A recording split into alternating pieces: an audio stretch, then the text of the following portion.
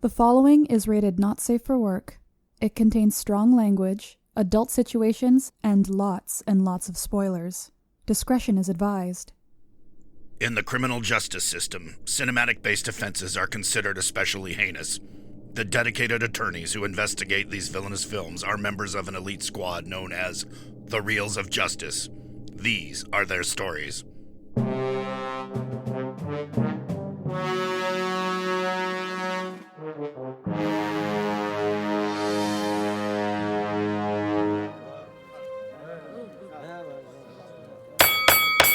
Order, please, order! The Wheels of Justice is now in session. The beast from the east, Judge Dylan J. Schlender presiding. We all rise for the Honorable Judge Schlender.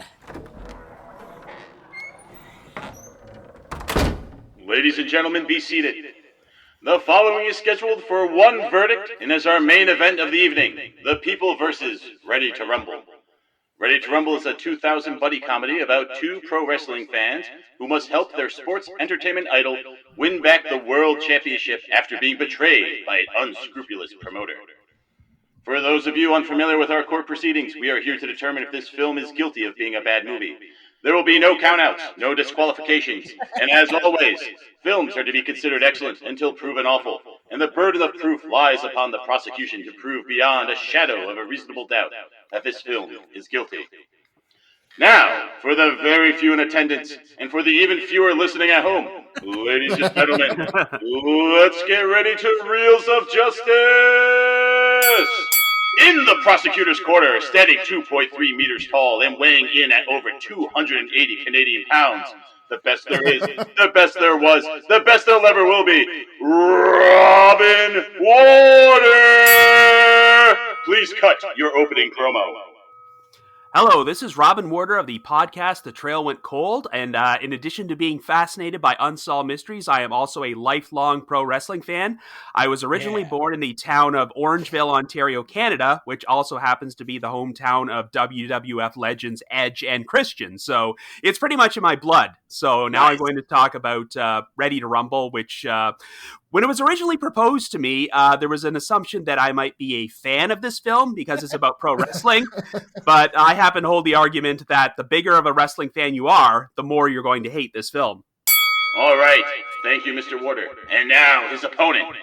Hailing from parts unknown, he's been called the Brick Hit House, and is also known as the Southern Dandy, Robb Maynard! Please cut your opening promo. As you, Robin Warder, travel to the Reels of Justice by conventional means, the normals you travel with experience malfunctions. As you realize, all that is left is total self-destruction. Do you, Robin Warder, show self-pity?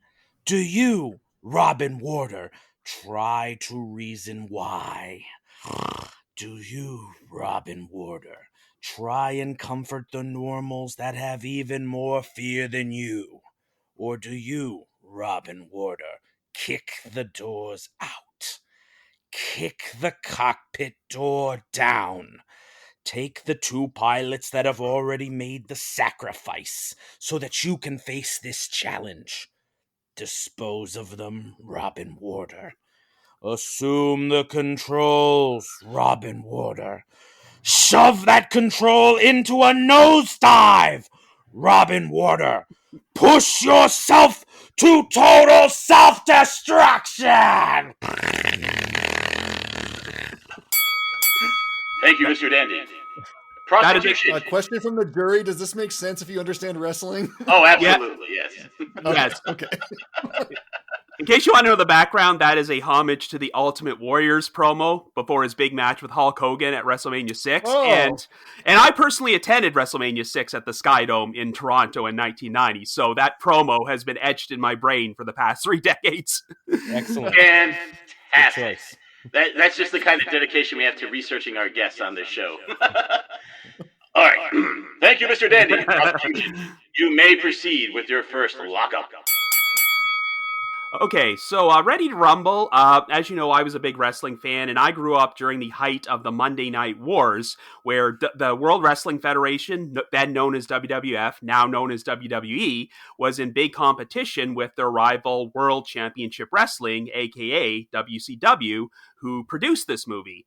It came out in early 2000 when the Monday Night Wars were coming to the close, and WCW was kind of on a downward spiral, but they were kind of hoping that Ready to Rumble would get them a lot of mainstream publicity, give them a new audience, and set them up on an upward tick again. But unfortunately, in the long run, it only made things worse. My biggest objection to this film is that I'm not sure who the intended audience was supposed to be, because I cannot see a non-wrestling fan having much interest in this. And I think that if a hardcore wrestling fan watched it themselves, they might find themselves insulted.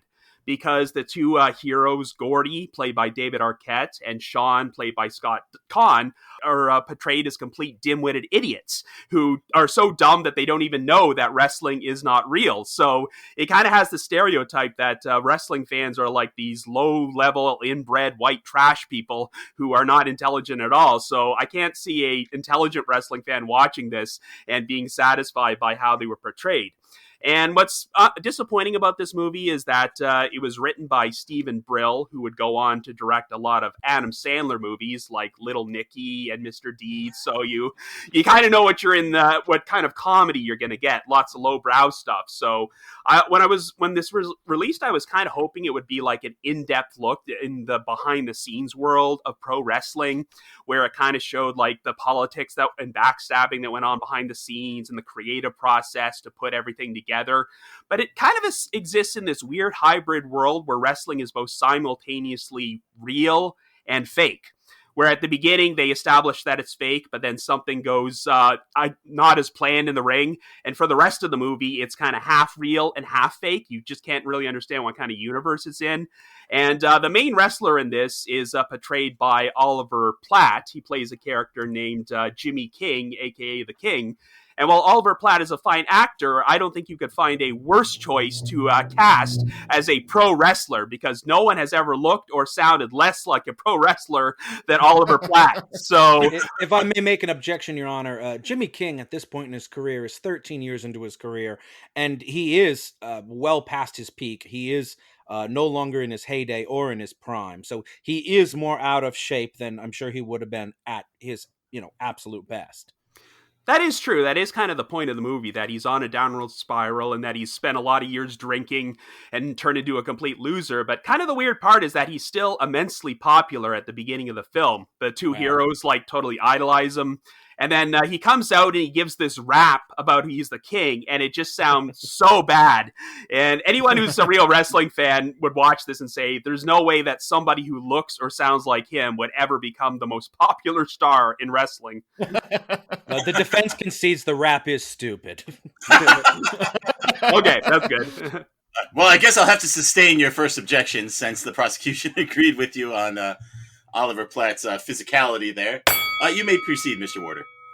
Okay, so right at the beginning of this film, they kind of insult your intelligence by showing Gordy and Sean, they're at a convenience store, and Gordy comes up with this scheme in order to get a free slushie from the convenience store clerk, where he sticks his finger up his ass and then hands the slushie, the cup, to the clerk saying, I want a new free one because this stinks.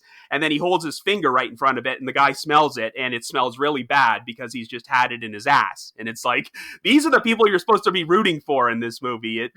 It's kind of like a knockoff of that famous stink palm scene with Jason Lee in Mallrats. It's kind of a lowbrow version of it. And then shortly thereafter, they have a fantasy scene where David Arquette fantasizes that he's having a tag team match in the convenience store with the Macho Man Randy Savage against the clerk. And then shortly thereafter, his hard-ass police officer father shows up and tries to tell him how wrestling is stupid and says, it's fake. Why are you still watching this stuff? To which Gordy totally yells out, it's not fake! fake. Like he acts like he's like a character in his 20s, and he's still completely insulted when anyone tries to suggest that pro wrestling is fake. So I think that any real life fan, if they still thought wrestling was real at that age, you should get them some serious professional help. So that doesn't exactly pay a flattering portrayal of wrestling fans. I will. To you, Maynard. Mr. Maynard, would you like to comment on like something Robin mentioned earlier, like who the movie is marketed to, how real wrestling fans, of which I know you're a big wrestling fan, should be reacting to this movie? I mean, the two leading characters certainly are idiots. I don't think that makes them any less likable. You know, if you look at a movie like Dumb and Dumber, where the two protagonists are total morons, but you see that they're very sincere and they're very genuine. As far as them being, you know, the term in the business for the jury is marks. Those are people that believe that wrestling is real. As far as them being hardcore marks, if they weren't hardcore marks, they'd have absolutely no impetus for trying to actually pursue Jimmy King in real life and try to get him back in the ring. You know, it was an arena full of people booing, but only those two don't know that it's not real. And so they're the only ones who drove across the country to pursue Jimmy King. It is their idiocy and innocence and naivete that triggers the actions of all this. If they weren't stupid enough to believe in Jimmy King, even when Jimmy King doesn't believe in himself, then there's no impetus for Jimmy King's arc to begin, for Jimmy King's redemption to begin in the story. Somebody has to naively believe in Jimmy King, the character, for Jimmy King, the man, to believe in himself. All right, I think we've given the jury something to chew on. Mr. Warder, if you'd like to proceed. Well, I think this premise could have worked if the main characters were kids, if they were much younger people that were maybe like 12 or 13 rather than guys in their 20s, because they go out of their way at the beginning to portray them as complete losers. Like their jobs are running like a sewage septic business. So you have a lot of gags of them sucking out waste from porta potties. And there's a scene where they go to a fast food restaurant. I'd like an apology to everyone who works in the sewer industry now. Though, I mean, they're not all complete losers, Your Honor. Okay, point taken. Well, then I will sustain that. He keeps agreeing with your objections, so no problem here. The honorable profession. Yeah. Hey, someone's got to do it. Yeah. I just think that the way they portray them, that they're so clueless that they order fast food and they have a scene of them eating burgers behind the sewage truck while it's leaking onto them, and it's kind of like, okay, that's just disgusting. So, and they play a practical joke where Sean sits in the porta potty and then Gordy sticks the hose in there and tries to suck him out. So this is the type of humor we're dealing with here. But all right. It is immature potty humor, Your Honor. Absolutely. The defense stipulates that for sure. I think you're looking at, you know, what is that demographic that were big wrestling fans at the time? And in the late 90s, the Monday Night Wars, as we mentioned, wrestling was immensely popular. WWE and WCW were each getting 5.0 ratings at least every week. There were 10 million viewers to both shows every single week. And a lot of that didn't stem necessarily from fans of wrestling in between the ropes, but from the immature antics that were portrayed in the Attitude Era, which was, you know, raunchy jokes, scantily clad women, a lot of drinking beer, poop jokes. I mean, Steve Austin stunned Goldust dressed as a baby into an outhouse, into a porta potty, and then flipped him over. You know, was that WCW or WWE? That was WWE. But okay, then Dennis Rodman and Randy Savage, I believe, have a match, and I believe Savage tosses Rodman into a porta potty and knocks it over. They both do the porta potty gimmick. You know, the point is, it you know, wrestling isn't highbrow; it is lowbrow, and it's made for a very you know, that demographic of what, like 18 to 35-year-old males. And I think this humor is aimed at that. All right. Well, I mean, we'll definitely have to let the jury not to mention if they were children, they couldn't drive across the country. That would be cool if they did, though. Mr. Warder, you can continue, please. Well, I think with the children thing is, I know they've done like road trips involving kids before where they hitchhike or get rides from people, but I guess that would have been a totally different movie, because it would have had to be like a family movie if your protagonists were kids, so it would have to appeal to a younger demographic. But what happens here is that they become so devastated. They have an incident in this film that is clearly inspired by the Montreal Screwjob, which, if you're not a wrestling fan, it's a very infamous incident in the WWF in 1997, where one of their top stars, Bret the Hitman Hart, was going to leave and sign with WCW, but there were issues with getting him to drop the title before his contract was up. So Vince McMahon, the promoter of WWF, was so paranoid that Bret might take his title and show up on WTV for it, that during a pay-per-view match between Bret Hart and Shawn Michaels in Montreal, he orchestrated a screw job where Shawn Michaels put Bret in his submission hold, the sharpshooter, but then Vince McMahon appeared at ringside and told the referee to call for the bell so that it looked like Bret submitted. And this was not the actual finish of the match. This was 100% real and unplanned and just used as a means to screw him over. So that's kind of what the plot of Ready to Rumble is based on, because the character Jimmy King, he has held the title for a long time. He has no plans to lose and give it up. So the promoter of WCW, Titus Sinclair, played by Joe Pantoliano, he orchestrates a screw job where he has a match against Diamond Dallas Page, who was a real wrestler from WCW at the time, where he and a bunch of other guys beat up Jimmy King for real and pin him for real and steal the belt. And then he winds up getting fired. And of course, because Sean and Gordy do not know that wrestling is fake, they take it as a sign that Jimmy King was double-crossed and beaten for real, and the ironic thing was, it totally was real at this point. So they try to track him down. And who's an idiot now, huh? Yeah, exactly. Well, there you go.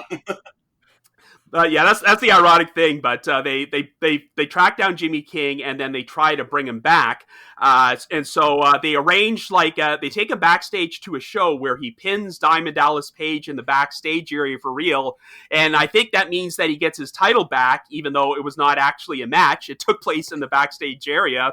So for the big climax, Titus Sinclair says, we're going to have a match in a triple cage, and whoever wins is going to be the champion for real. And this is where this enters this weird hybrid of fantasy and reality where you can't tell, is this a real match or is this staged? Because it seems like you have half the wrestlers in WCW are on Jimmy King's side and will assist him, whereas the other half are beating him up inside the ring, and it's like they're doing wrestling moves to each other that would not work in a real fight, yet they're trying to portray it as real.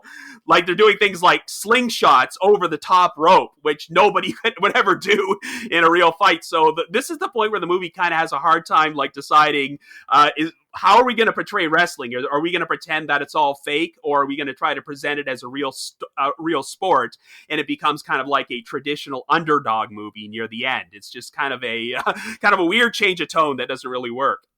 Yeah, Robin, I think that's an interesting point, and if I would like to give the defense a chance to respond.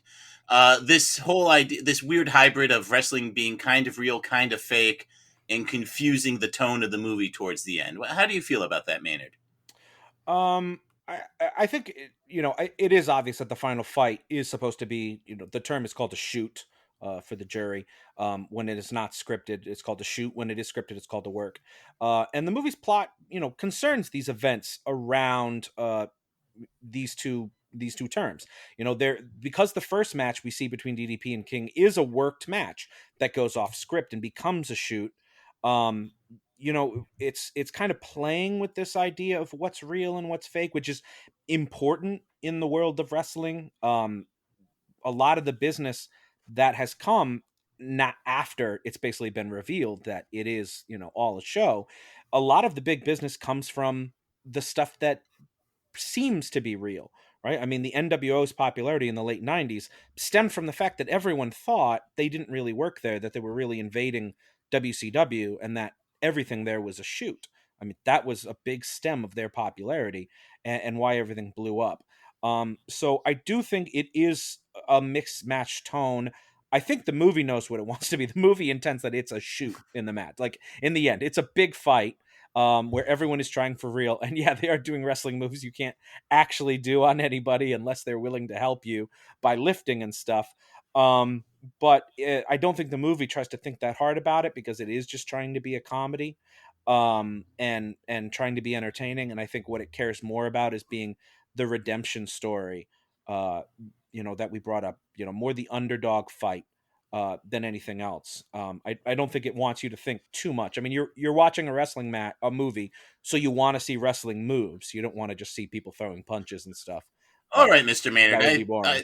I think we've got the jury will have enough to chew on between these divergent points between you and the prosecution. Mr. Warder, you can continue with any other points you'd like to wrap up here. Well, I think my viewpoint on this movie might have been skewed a little bit because I was following WCW closely in 2000, and there was just so much chaos going on behind the scenes, which I thought was so much more interesting than any of the stuff going on in this film, which is why I wanted it to be more of kind of a behind-the-scenes look at what really happens in pro wrestling. I mean, as an example, there's a cameo in this movie by a wrestler named Perry Saturn, and he has this ridiculous scene where they have Martin Landau as this old school wrestler who trains the King for his big comeback, and Perry Saturn and another wrestler named Sid Vicious try to attack him, and he fights back against them. But the hilarious thing is when this movie was originally filmed, Perry Saturn was employed by WCW, but he wound up walking out on them in early 2000, him and three other wrestlers, because he was just so sick of how he was being misused and was being held down. So by the time this movie came out in April of 2000, he was employed by the WWF. So it already had become outdated at that point. And one thing that I found hilarious is that Perry Saturn was writing a blog at that time, and if he was still employed with WCW, he probably would have stayed quiet and said nice things about this movie, but he just wrote on his blog just how much it sucked and how much he hated it and stuff, because he was working for the competition now, so he had nothing left to lose to say this. But objection is maybe working for the competition a lot of the impetus for what made him want to say bad things about the movie. Maybe his employer nudged him, hey, write some things on the internet that make that movie less successful. That's pretty speculative. I mean, the jury can consider it, but I would advise them that it's speculative. Whereas Perry Saturn is one of 24 people who participated in this movie. He's the only one that badmouthed it. Well, yes, because those blog entries do exist, though. Those are real things. His motivations we can't speculate on. Please continue, Robin.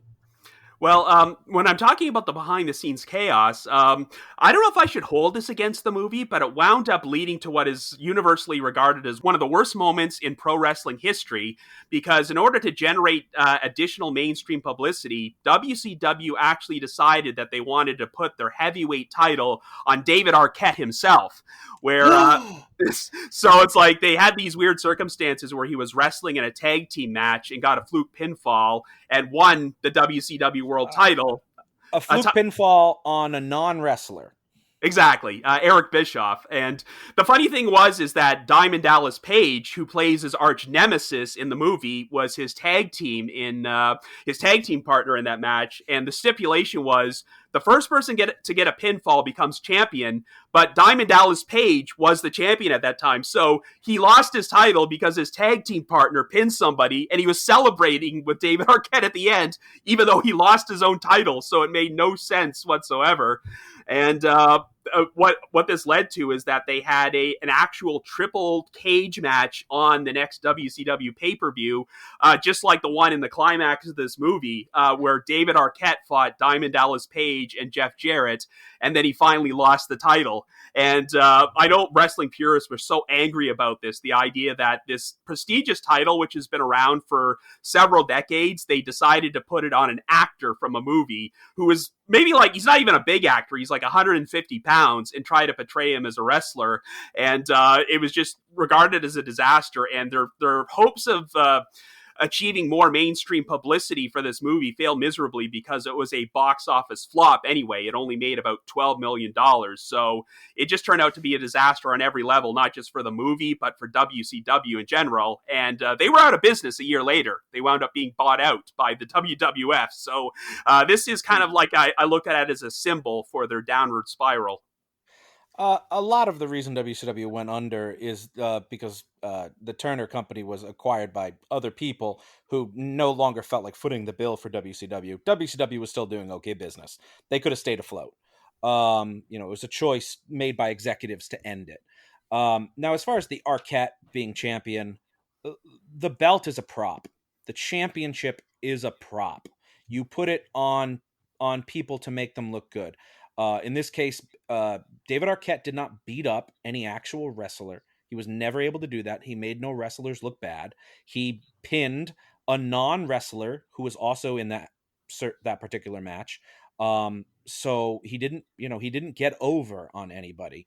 He held the title for 2 weeks and he lost it in his first match in it. It was all about publicity. It was just a stunt. How is that any worse than when Jay Leno had a match in WCW the year prior? Did Jay Leno win the belt? He had a tag match and he had a tag team match. He got in the wrestling ring. Again, the belt is menealiness. The belt is a prop. Jay Leno can take one on the chin. You just they just give you the belt. I think as is said, the belt is like if you're playing a king in a play and you take the crown home and pretend like you're still king. It's just a prop. They gave the world title to Jinder Mahal a couple of years ago. The title didn't lose all value. Order. I will not have you besmirch the good name of Jinder Mahal in my courtroom. I will hinder Jinder. There will be no Jinder hindering. Jury, you disregard those comments. So, Robin, are there any other last points you'd like to make, or would you like to rest your case here? There are a few other tedious things in this movie. I know there's an entire subplot with Rose McGowan as the head Nitro girl, where she's asked by the promoter Titus Sinclair to get into a romance with Gordy, but it turns out that she's only using him to get to the king. And I always find it amusing that she's apparently doing this in exchange for being made the head Nitro girl, because she plays like the lead of the dancing girls that appear at all the wrestling events. But then when you see her the first time around, she's front and center in front of all the Nitro girls. So isn't she already the lead Nitro girl? So she's deciding to have sex with this loser just to get something she already had. I never thought that made any sense at all. And but I will say that one moment in this movie that I do enjoy, which you have to look pretty hard to find, is that there's a cameo by John Cena, who would within the next 5 years would become the biggest star in wrestling. At this point, he was just starting out, but you can see him for about 5 seconds in the background in the gym scene. He's got a bleach blonde crew cut, and he's a lot more muscular, but it's kind of like a small peek into wrestling history, because not only would he become the biggest star in wrestling, but he's since become a successful actor in Hollywood as well. I believe that was the prototype. Yes. Which, for the jury, that was John Cena's wrestling name at the time. Well, that is interesting, especially considering his well-regarded track record of not being able to be seen. Okay, someone had to make that joke, and Ryan doesn't know what we're talking about. So, Robin, would you like to rest your case there? Yes, I would. I just would like to say that if you're not a wrestling fan, then I think it would be more interesting just to read the backstory of WCW, which was going on here. Like, I've only talked about a few things that were going on behind the scenes, but it was just chaos, like going all over the place. So you can kind of understand why the movie didn't turn out as well as it was. So I happen to think that just reading about the backstory of pro wrestling is just infinitely more interesting than watching Ready to Rumble. I actually have to agree there. And what's the name of that documentary? You're supposed to be impartial, you dick. Oh, no, I mean the history. I'm not judging the movie. I'm saying reading about the history of WCW is very fascinating. So thank you, Mr. Warder. Mr. Maynard, you may now present any additional argumentation you have at this time. Talking a bit about this movie and how it kind of walks the line of what's real and what's not. I think it's really kind of daring and brash for a film in 2000 that could have just been a simple wrestling comedy to choose to tell this story that plays with this line between the show and business. The sequence between Platt and DDP in the beginning where they're having their worked match is one of my favorites, because you can hear all the calls they're making between the two wrestlers, tackle me, and they're talking the whole time to each other to kind of on the spot choreograph this match. That's something that you don't see portrayed in wrestling matches, in movies about wrestling, especially up to that point. And that's a great way to immediately let the audience know, hey, we know that you know what's really going on here. And that's the perspective it chooses to tell the story. And you can hear the sounds of the ring from the perspective of the performers instead of the crowd, so you can hear the ropes straining and the impact of the mat, and like I said, the calls that they're making, and that how the fact they're able to talk to each other. That's something you wouldn't see portrayed in, not to like Randy the Ram, right, in The Wrestler in 2008. You just didn't see that kind of thing. They're really letting their guard down there, which is, I think, a really deep moment in what should have been just a stupid comedy about farts and dick jokes. They're letting something extra go there. Platt's casting was talked about earlier too, and Platt may not look like a wrestler in their prime, but a wrestler over the hill certainly would be out of shape like that. I mean, Hulk Hogan around that time wasn't looking the way he was in the 80s. Isn't Platt like 6'4" too? He's very Platt's big. a big guy. Platt's a big guy, but big. I mean, when you look at it, I don't think there's any working wrestler that could have done that job, because we see so much of Platt outside the ring, that trying to fictionalize that real world identity of Jimmy King would have been very difficult if it had been, a Macho Man Randy Savage or a Ric Flair. And I think that's who Jimmy King kind of reminds me of. He's an amalgamation of those two. He fights a lot like Randy Savage, right? He does the double axe handle from the top. He's got the look of a Randy Savage. He's got the King thing like a Randy Savage. But because he has so much actual backstage turmoil with the promoter, that's very similar to Ric Flair, who famously had a lot of backstage issues with Eric Bischoff. That is probably ultimately one of the reasons Flair wasn't a participant in this movie. And ultimately, Bischoff was actually planned to be a part of this movie as well. He was supposed to play the Titus Sinclair character as Eric Bischoff, but he had been fired just previously, so they replaced him with Joe Pantoliano. It would have been cool to see Bischoff in that spot, but I think the crooked promoter character resonates anyway because of the aforementioned Montreal Screwjob and just tons of backstage tension that existed around that time. I think there's a huge element of that in this movie. I see that in this movie. It is there.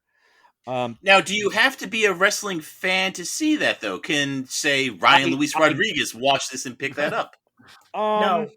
I would think I would think probably not, but at the end of the day, I only really see this as a movie made for wrestling fans.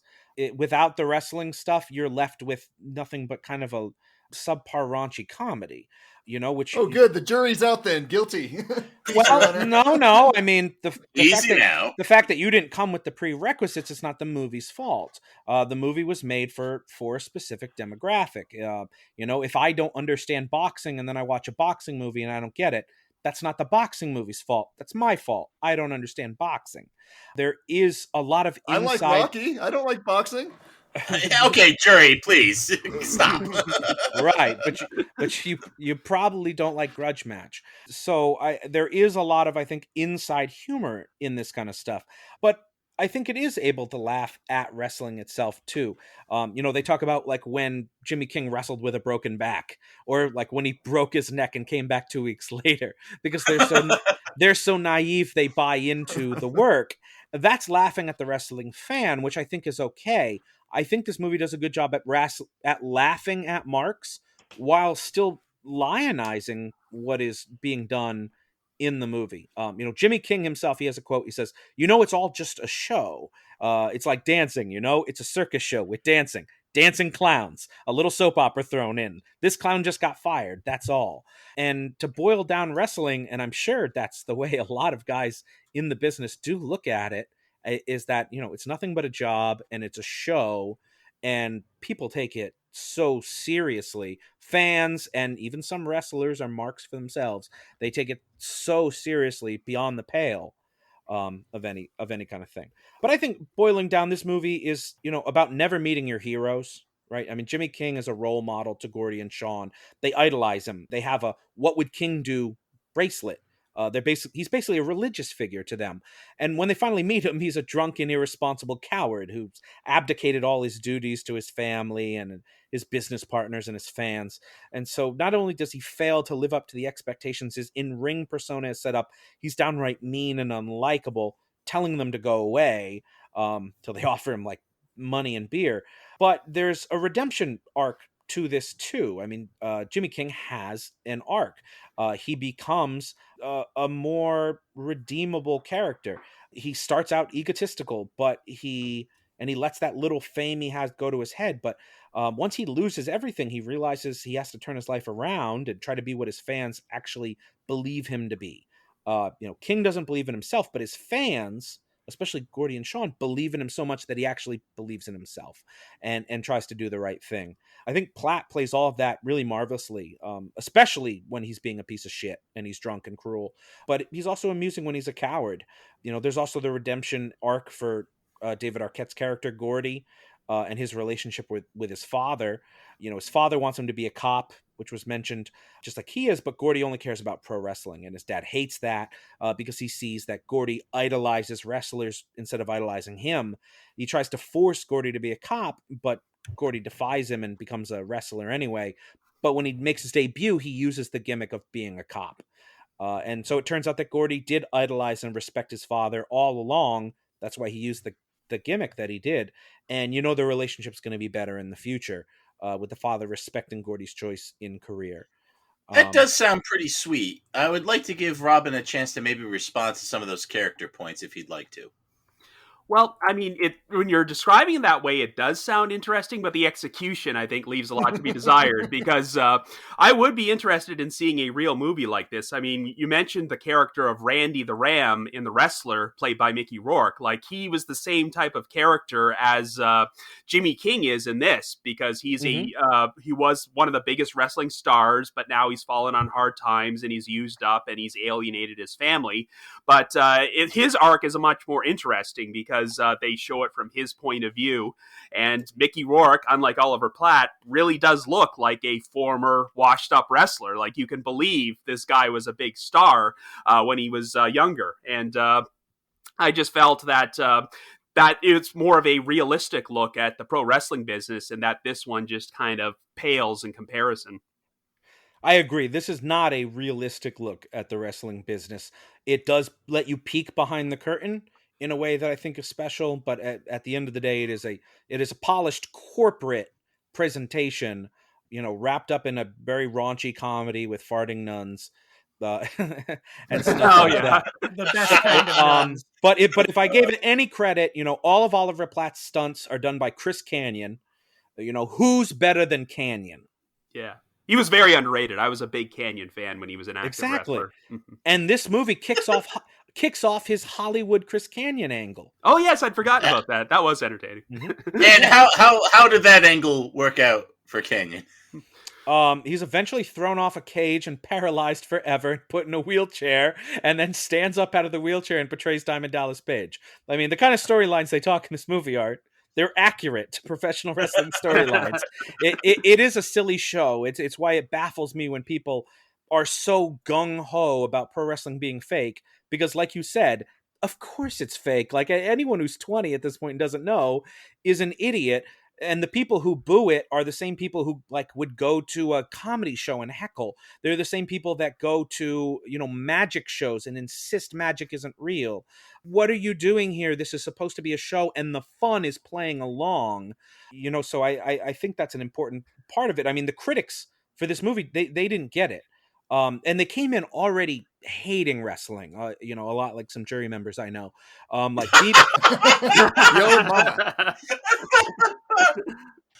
So, Mr. Maynard, would you any final points you'd like to present, or would you like I'm ready to rest my case? Very good, very well stated.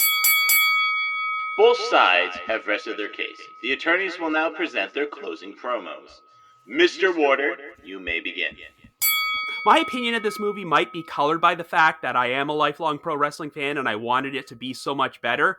But I can tell you from personal experience that I was working for Blockbuster Video when this movie originally came out, and there was just no interest whatsoever from a lot of the customers I talked to who were not pro wrestling fans. It did not rent well, and the people I know who rented it who were wrestling fans did not like it well at all. So it kind of pretty much supports my point that it didn't really know who its target audience was, that it was meant to appeal to wrestling fans, but because it didn't do a very good job at it and it did not have very appealing characters, it did not succeed at that point. And I know that pro wrestling is a very tough sell to non-wrestling fans. I mean, a lot of people out there think it's beneath them, and I know that a lot of those movie critics who gave it negative reviews obviously thought it was beneath them. So That's why I thought it should have gone for something more intelligent, like a satire that was more of a behind-the-scenes look into how pro wrestling functions.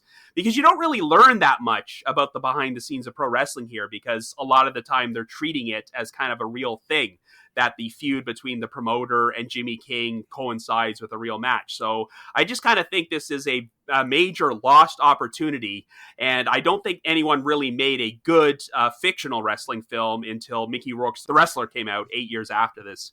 All right, thank you, Mr. Warder. Mr. Robb Mantor Maynard, you may present your closing promo. You know, they say all men are created equal, but you look at me and you look at Robin Warder and you can see that statement is not true. See, normally if you go one-on-one with another cinematic attorney, you got a 50-50 chance of winning. But I'm a genetic freak, and I'm not normal. So you got a 25% chance at best at beat me. And then you add Ryan Luis Rodriguez to the mix. The chances of winning drastic go down. See, the three-way at Reels of Justice, you got a 33 1/3% chance of winning. But I got a 66 2/3 chance of winning, because Ryan Luis Rodriguez knows he can't beat me, and he's not even going to try. So, Robin Warder, you take your 33 1/3 chance minus my 25% chance, and you got an 8 1/3 chance of winning at Reels of Justice. But then you take my 75% chance of winning if we was to go one-on-one, and then add 66 2/3%. I got a 141 2/3 chance of winning at Reels of Justice. Senior Robin, the numbers don't lie, and they spell disaster for you at Reels of Justice. Thank you, members of the jury. Ravishing Ryan Luis Rodriguez, Big Boss Ben Haslar, and the man they call Dylan J. Schlender. You have all heard the facts concerning this case. It is now up to you to determine if this film is guilty of being a bad movie. The bailiff will escort you to the deliberation chamber to render your verdict. Right this way. I don't know about you, but I hope this movie's ready to crumble. All right, so what are we thinking, people? Ben? Okay, this movie, I feel bad that I had to watch this. Not only did I get pulled into the jury for like the 40th time this year, even though I'm supposed to be on the jury only once a year, the form says so, but they made me pay to watch this movie. Oh, and no. I felt so insulted by it that it starts off with its poop humors and, ooh, she has crabs is gross, and, extended sequences of ladies in their unders and, all this stuff. I hated every second of it. Then it got a little bit more interesting when Jimmy King showed up and they had that like redemption story going on. And I thought it was kind of funny that like the fakeness of wrestling was like real in this case. So I kind of thought like that was the way that they were going to go essentially, like, oh, these guys were sort of right all along in a way, or they like reform wrestling so that the realness is fake or the fakeness is real. But no, they just go into this ending match that makes no sense whatsoever to me. I see cameos from people I don't care about. I don't understand what a triple cage match like really is. Why they're climbing, or at this point it seems like a very real wrestling show to me. So like Robin was saying, I don't really get where it's going. Like it seemed to have lost its plot at that point because it didn't want to portray wrestling as fake or bad. So what do you do? And they didn't really have a good answer for that. But I don't want to hold my fair. Oh, go ahead. No, I was gonna say I think that's a fair way of looking at it, Ben. Like they didn't really have an answer for that yet. Dylan, Yeah, they should have rewritten it. Well, so I'm obviously a bigger wrestling fan than you two, but I am not nearly on the level of Robin or Robb. And I had the benefit of watching this movie with Robb, and it was very interesting because he was basically like a trivia track while we're watching. He's like, Robb and I saw a wrestling show, and he's yelling, just yell "Who better than Canyon" because it's funny. And so we're sitting in the audience yelling "Who better than Canyon?" So it's something Robb and I have really bonded over on our friendship on a real level, is like him introducing me to pro wrestling and us having a lot of fun watching it. And watching this movie with him was really no exception. It was neat hearing the history. I think a point that Robin brought up, though, is that all the real things that were happening during the Monday Night Wars are very interesting. I mean, if you just like kind of like high-end business kind of drama, think of like Dynasty, only it's huge, sweaty, muscular men. I mean, this is really things that were happening, and it would have been awesome if the movie could have captured a bit of that. So the more you know, I can definitely see where Robb's coming from. The more you know, the more you like the movie. And I can see where Robin's coming from. The more you know, the more you dislike the movie. And so when you're going after such a narrow segment of the market, and then that market gets bifurcated, I think you're looking at what's probably an unsuccessful movie, even though I found myself enjoying a lot of it. So I'm kind of on the fence, to be honest with you. Is it Schrodinger's wrestling film? It kind of is, yeah. And honestly, when you look into this movie, you do see that you have a lot of very.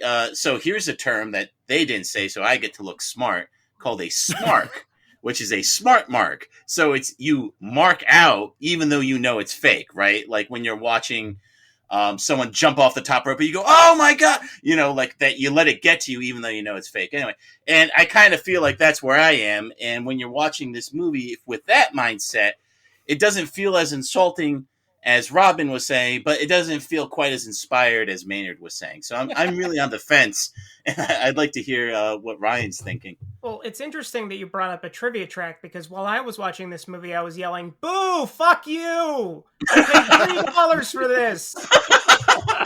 That's what's going to sink this movie, is that you guys had to pay $3. And I literally, and 25 cents. I talked to you guys about it, and I'm like, okay, so Real Good said that it was on Fubo, so I signed up for Fubo, and it wasn't there. And then Rob, after I watched it, said, I could send it to you. I'm like, fuck, why didn't you tell me that earlier? I spent $3 on this goddamn movie. Insult to injury. And 25 cents. Oh, my Could have God. wasted the $3 anyway. Probably.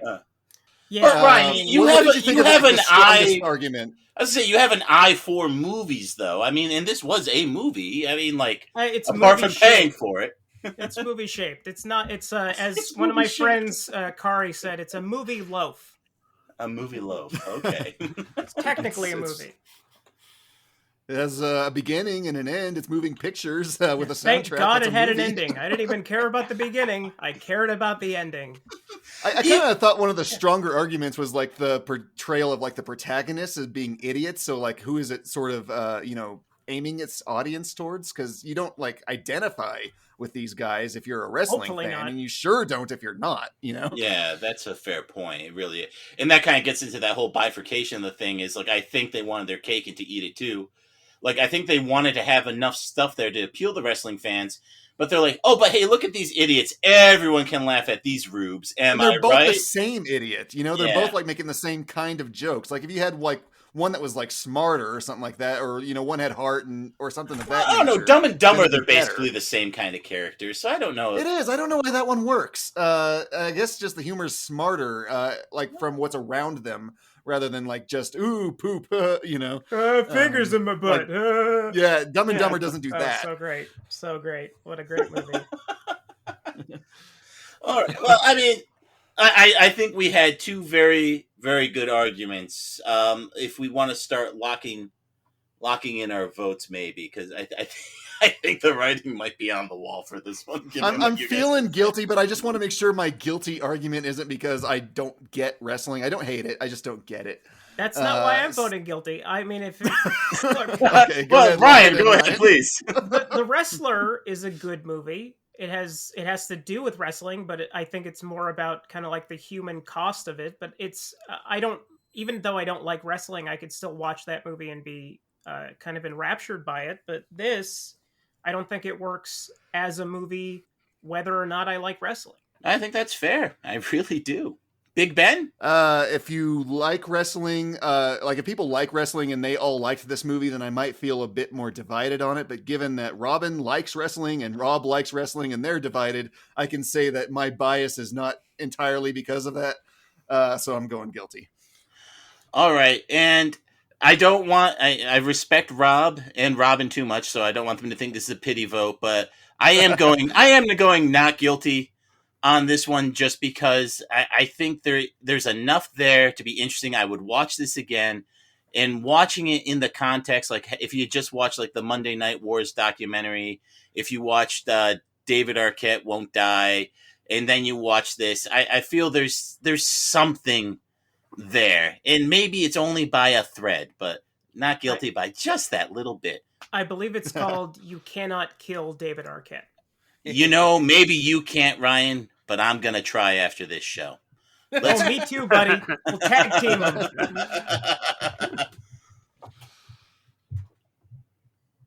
All right, so I think we got it. Yep. Mr. Foreman, have you reached the verdict?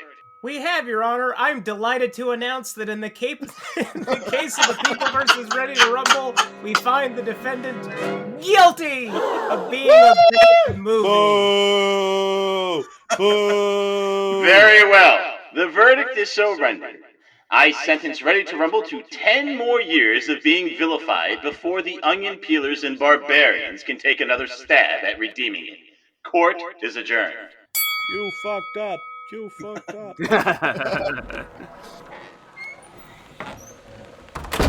This is Ben Saw coming from you live outside the Wheels of Justice courthouse. Hey, Mr. Maynard, you're going nowhere. I got you for 1 minute of playtime. What did you think of the verdict? Yes. You don't know what hard times are, Daddy. Hard times are when the textile workers around this country are out of work. They got 4 or 5 kids and can't pay their wages, can't buy their food. Hard times are when the auto workers are out of work and they tell them go home. And hard times are when a man has worked at a job for 30 years.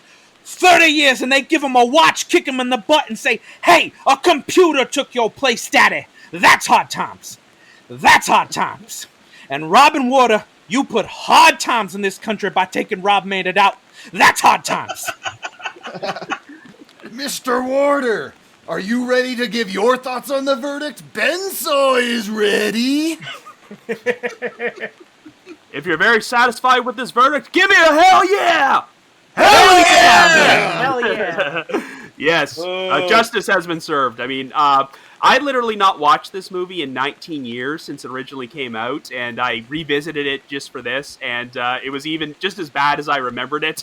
So it was nice to have vindication to see that the jury of my peers agreed with us. I wish I was you 18 years ago. And that's all we have from the courthouse today. Let's go to that post-trial analysis. Hooray! What a I get fantastic Spider-Man episode. references. That I get. Of course, it's Spider-Man references. It's still the same joke. It's true. No, good case. You guys are right. This movie is bad. Eat it, Dylan. What can I say? For a guy like me, and I know Robin didn't feel this way, but like as a wrestling fan, this is like a cute little snapshot of the last gasp of WCW in its final days. And there's like 25 wrestlers from that time who are all in this movie. And it just brings me joy to see them. It brings me joy to see Martin Landau beat up Sid Vicious and have Sid Vicious cry. That brings a smile to my face. But yeah, as a film, it's constructed pretty terribly. So I thought Robin had all the good points there. So good job, Robin. You won. Great case, Robin. Well done. Well done. Thank you very much. And I will acknowledge that I did feel a sense of nostalgia revisiting this because I do miss WCW, as incompetent as it could be sometimes. It had a lot of talent working there. So it was nice to revisit a lot of these old personalities. And it was kind of shocking for some things like Rey Mysterio. He's still an active wrestler today, but they show him not wearing his mask in this movie, which I almost completely forgot. So that was kind of a shocker as well. So I guess it's kind of, maybe if you revisit this movie once every 20 years, if you're a wrestling fan, it works, but otherwise it doesn't. I did a rewatch of all the Nitros a couple years ago, and as Ready to Rumble was coming out, like when it was released, I watched Ready to Rumble in chronological order with the Nitros. So it was like cool to see the whole roster on there, obviously except for Perry Saturn. But I mean, can a movie with Disco Inferno in it be bad? Yes. Apparently, yes, it can. So, Robin, what have you been up to? What's been keeping you busy? As you might know, I host a true crime podcast called The Trail Went Cold, which has just recently passed its 5-year anniversary. And I was approached by Dylan to be on here because he's a huge fan of it. I am. It covers cold cases and unsolved mysteries. And if you're a huge fan of the TV show Unsolved Mysteries, you will like this podcast because I cover a different mystery each week, but I don't only just recount the facts, but I give my theories and analysis of what might have happened. And so if you watched a lot of old Unsolved Mysteries episodes and you want to learn more information about the featured cases, I highly recommend you check out my podcast. I release a new episode every Wednesday, and I've just recently launched a spinoff called The Path Went Chilly. Just kind of a fun little thing there. A variation on those words. Yeah, I suggested it as a joke, and I was surprised how many people love that title unironically, so we went with it. And it's kind of a continuation of it. I have 2 female co-hosts who work in criminology and victimology, so we have in-depth discussions about some of the cases that I've covered on The Trail Went Cold. Oh, that's very cool. I look forward to the episode about me after I'm grisly murdered. That won't be a cold case very long. No, It's Ryan. Spoilers, I'm it was be the one Ryan. who does it. Exactly. Yep. Ryan is the one who did it. Lovers quarrel. And Robin, I know you also have a Patreon, and if you sign up at the highest level, you do commentary tracks for old episodes of Unsolved Mysteries, and those are brilliant. Those are great because you bring so much more information than what the Robert Stack episodes just have, and those are well worth getting the Patreon subscription for, I must say. Great. Thank you very much for the endorsement. Yes, you can watch all the episodes on YouTube at any time. So if you sign up, all you have to do is download my audio, and you can watch them in sync with the original episodes because I definitely got a lot to say. Yeah, and you had 2 robot sidekicks originally, but it didn't work out, and there was a lawsuit, but we won't get into that now. Now, Robin, as part of the show, we always ask our guests for a recommendation of a movie that you think our listeners should check out. So what is a movie you think people should check out? Well, I only watched this recently, so it's kind of a nice coincidence that she came with me to the idea to do Ready to Rumble, but it's a documentary on Netflix called You Cannot Kill David Arquette, which I kind of consider to be an unofficial sequel to Ready to Rumble because it came out last year, and it shows David Arquette, the person, kind of going through a weird midlife crisis where he seriously wants to pursue becoming a pro wrestler. Because as much flack as we give WCW for putting the world title on him, he was against it from the start. He just thought it was a bad idea and did not want to go through with it. And it kind of has always bothered him that people have looked at that whole incident with it as a joke. But to his credit, all the money that he made from those appearances, he donated it to the families of deceased wrestlers. So everyone who, even though they disliked him as a wrestler, most people really like David Arquette as a person. So the documentary shows him training to become a wrestler who tours full time. They actually show him going to a backyard event in the middle of nowhere where he has this match inside a ring next to someone's house, and it's so poorly assembled that the actual ring collapses in the middle of his match.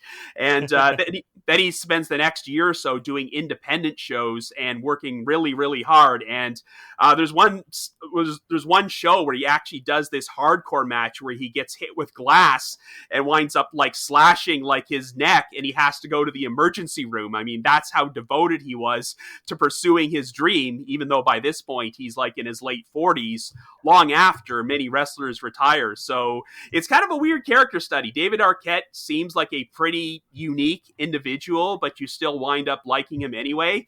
And it's just so much better than Ready to Rumble. Like just seeing the real David Arquette rather than his character in Ready to Rumble try to become a pro wrestler, because he is just a more fascinating individual here than he is in the movie.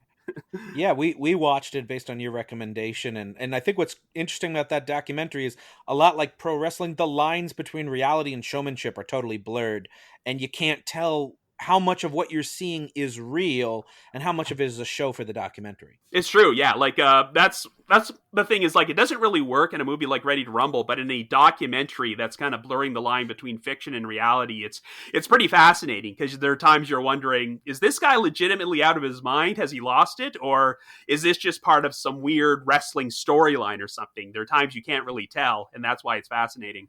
Yeah, it was a lot of fun to watch that. And it helps put the movie that we just put on trial into a lot of context as well, which is always helpful. In the US, it's on Hulu.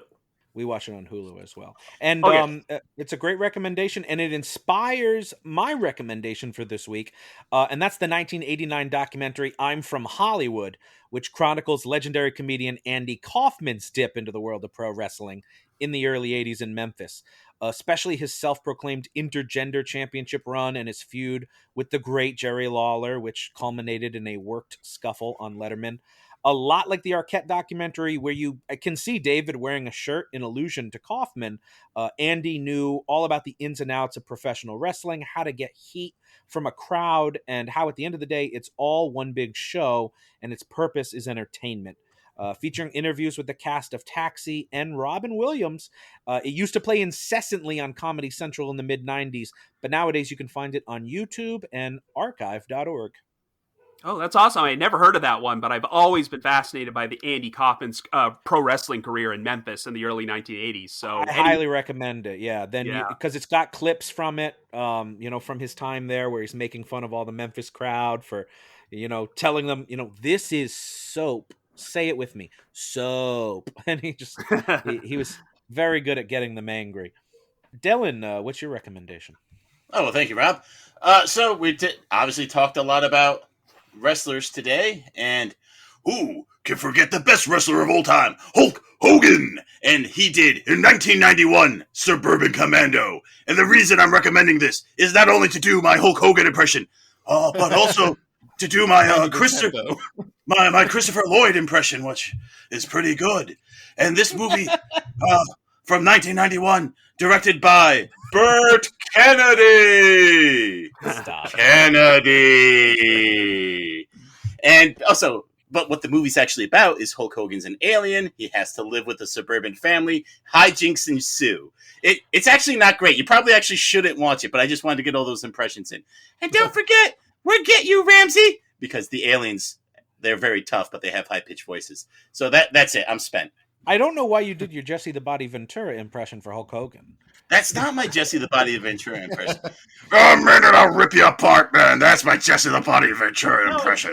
It's his Hulk Hogan impression, brother. Thank you, Ryan. See, Ryan's is more spot on. Exactly. Ryan, that earns you the next slot. What's your recommendation? Sorry, one thing you forgot to mention is that alien who gives the funny voice in Suburban Commando is The Undertaker from early in his career. One of the most famous wrestlers of all time. Oh, yeah, is it really? Yeah, it is. Oh, what? Okay. Well, okay, now you do need to see this movie then, if that's the case. I need to see this movie. We're going to queue it up. It's on Prime, apparently. But you have to rent it, Ryan. Hell no! I ain't renting shit now. I already spent my $3. I will send you $3 if it spares me a grisly murder. Oh, you're sending me $3 no matter what, sir. And 25 cents. The taxes are different. That's right. Ryan, what's your recommendation? I couldn't think of anything wrestling related, so instead I will recommend something I enjoyed recently, a Doris Day James Cagney movie called Love Me or Leave Me from 1955. It is both a somber drama about resentment and emotional codependency and an unconventional diegetic musical that showcases the awe-inspiring vocal range of Doris Day. It's not currently streaming for free anywhere, but if you use the Watch TCM app, like I do, maybe it will come back someday soon. Dangerous Doris Day and killer James Cagney. I love Doris Day, though. Fight for the ages. Ben, your recommendation. Send us on home. I am going to recommend the film that made me not hate Shia LaBeouf, at least not as much. I'm going with The Peanut Butter Falcon. It's a self-proclaimed modern Mark Twain-esque adventure where Shia and a man with Down syndrome who loves wrestling and dreams of being trained by Thomas Hayden Church, as do we all, journey by foot through Florida. It also features Dakota Johnson. All four of these people are great in this film. I don't typically like films like this, but I really should watch more. It was back in the days when I had that AMC A-list and I could just wander those halls all for an entire weekend and watch any movie I want. It was great. I should step outside what's it called? The film. Yeah. What voice are you supposed to say the title? The Peanut Butter Falcon. There you go. So yeah, step outside your comfort zone every now and then, so long as that step isn't towards Ready to Rumble. Oh! And with that, we are all out of show for this week, but we'd like to thank our guest, Robin Warder, for joining us. Thank you so much, Robin. We hope to have you back soon. My pleasure. I'd love to come back. Thank you, Robin. And we hope everyone else will come back and join us again as well, as the reels of justice keep turning, brother. Count it. Bye. Please follow us on Twitter at Reels of Justice, Instagram Reels of Justice, and Facebook.com/Reels of Justice.